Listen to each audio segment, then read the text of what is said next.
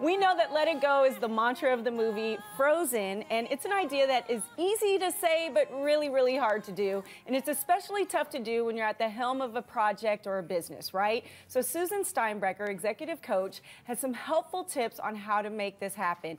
I find oftentimes, Susan, I'm so glad you're here this morning, that type A people are usually really bad at letting things go, That's right? true. We've always got to be in control. Yes. But you have some tips for us this morning, Yeah, right? absolutely. First of all, the more we try to control, typically the less control we have. Absolutely. It doesn't work. It really doesn't work. So absolutely, some of the tips, one is just tell the truth. I think managers really underestimate what an employee can actually handle. They can actually handle the truth. Sure. Now, they may not like or agree with what you might have to say, but they'll respect the fact that you're telling the truth and that at you least. were honest instead of, exactly. There's nothing that bothers me more than when you know what the truth is and the person that you're supposed to respect and have a good working relationship with just won't tell you the truth. Exactly. It's terrible for the business relationship or any relationship. Well, you're right, any relationship, right? It's just about being transparent and authentic and just saying, this is what I know the truth to be, this is what my expectations are of you, this is what my goals are, this is where the company's heading. Again, they may not necessarily like what they hear, but they'll certainly respect that leader who is willing to do that. That's a great tip. Yeah. Okay, what's next? Okay, so another one would be just, trust but verify. Okay. And explain. All right, because really associates will work their absolute hardest for a manager and a leader who empowers them and trusts them. And where the verifying really comes in, it's saying, listen, you want to set that employee up for success. You want them to have a win. They want to have a win. You want them to have a win. Absolutely. It works for everyone. Absolutely. And then on top of that, it is providing proper guidance and coaching and parameters and boundaries to set them up for success. But then, let them go. Let them do their thing. Don't try to over-engineer it or micromanage around it because it just doesn't work. And the person feels stifled and their creativity doesn't come through like it could. I think delegation is probably being able to delegate is one of the best things you see in a good leader. Being able to say, you take care of this, I'm not going to worry about it anymore, I know you can handle it. Yes, and I would say delegate without dumping, right? That's where the setting them up for success comes in. And if they're not on the right path, then do the course correction and just give them the guidance that they really need. And then that way you're able to focus on the more important things you probably should be focusing on versus micromanaging every detail and project. All right, and what's the last tip you have for us and I today? think the last is it's okay to ask for help.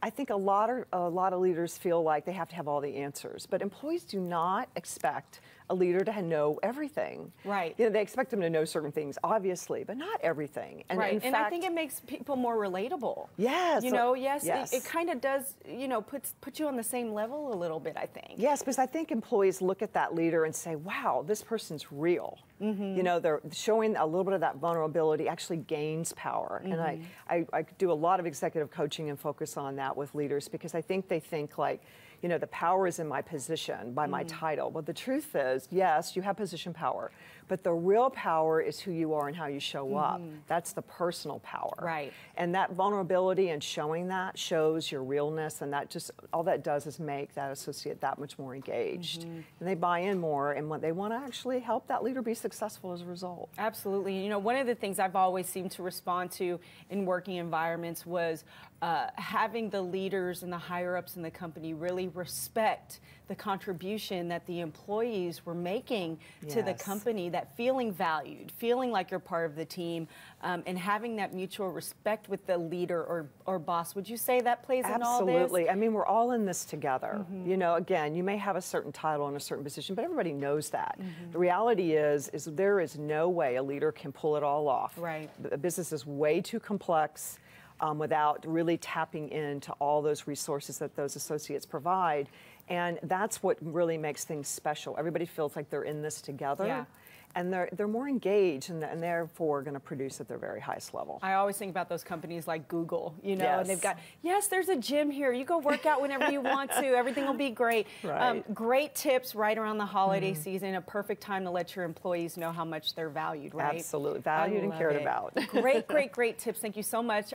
Be sure to check out Susan's book, Heart-Centered Leadership, and get more details on her website at steinbrecher.com. And we'll have all that information on our website, to thebroadcasttv.com. furryfriendsandme.com.